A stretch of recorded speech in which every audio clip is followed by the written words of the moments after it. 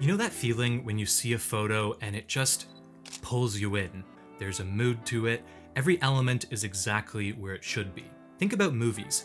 Every shot is an intentional choice to create mood, and we can do the same with our photos. It's all in the composition, but not the kind you're probably thinking of. Rule of thirds, leading lines, they help you guide the eye, but they don't tell you how to create emotion with your framing. So today I'm going to share 4 composition techniques that I like to use that will help you create feeling in your photos. When you're taking a photo of someone or something, your instinct is probably to make them the focus. Fill the frame and make them prominent. And that works, but watch what happens when you do the opposite. When you make your subject small and let the space around them dominate. This shot works because the person isn't the point. They're part of something bigger. The architecture, the rain, the stillness, they just happen to be passing through. If I crop in, now it's just a person with an umbrella. It's fine, but it doesn't have the same feeling as before.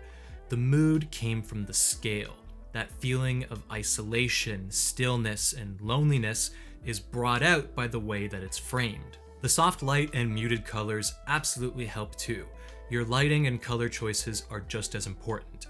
They all work together, but the composition is making the big difference in this specific image. But it's not just about making the subject smaller, it's about creating context, and those extra layers tell you something about the place, the moment, the world that your subject exists in.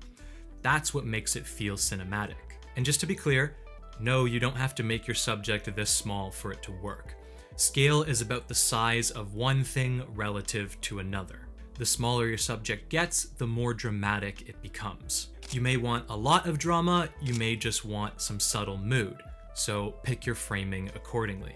So scale can create stillness or vastness, your subject as a small part of a larger world. But what if you want tension, movement, and energy in a still photograph? That's where diagonals come in. I was taught this by a mentor a long time ago and never forgot it. Diagonals equal dynamic. This shot has a similar softness to what we just looked at. Golden hour light, muted tones, figures in a larger environment. But it feels completely different. There's momentum here, and that's because of the diagonal lines. The pier cuts through the frame at a heavy angle, with the lampposts all following. There's also the invisible lines extending from the boats. Your eye doesn't just settle in one spot, it moves through the frame. But isn't that just a leading line, you might ask? And in this case, kind of, yes, but that doesn't diminish it. That's what diagonals do. We're using strong lines to create direction and energy. Things feel like they're in motion even when they're technically not in a still photograph. And while diagonals equal dynamic can refer to lines, I think it can also refer to more dramatic angles. When I push a heavy angle in my photo, it feels a lot more dynamic and energetic than something closer to straight on. Not that one is better than the other, they're just creating different moods. When you push it further, pair strong diagonals with high contrast, vibrant colors, and a subject mid-stride, that energy becomes even stronger. But the foundation is the same. The lines and the angle are doing the work. Moving on, here's something interesting. These 2 shots are from the same pier, same evening, and shot just minutes apart. This one has that diagonal energy we just talked about. The pier cuts through and your eye moves along the line. Whereas this one has a completely different feeling. It's calmer, still, and it breathes more. The only thing that changed is where I stood.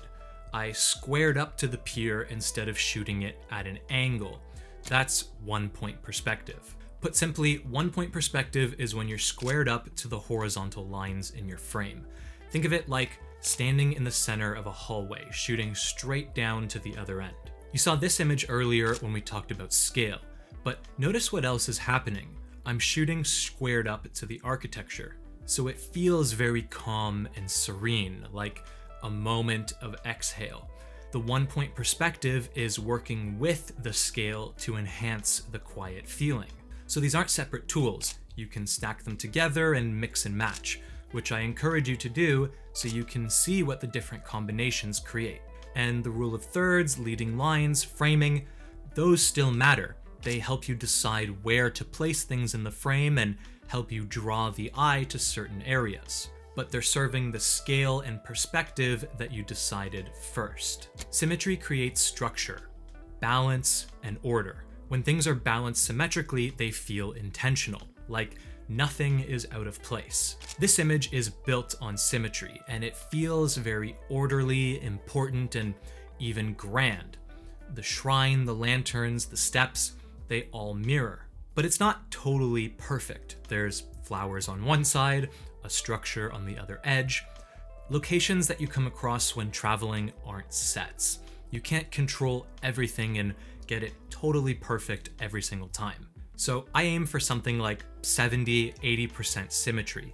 The skeleton of the image is balanced, or one dominant part of the frame is symmetrical, but there's still room for those little imperfections and slight differences that make it feel like a real moment and a little more organic. So that's the shift.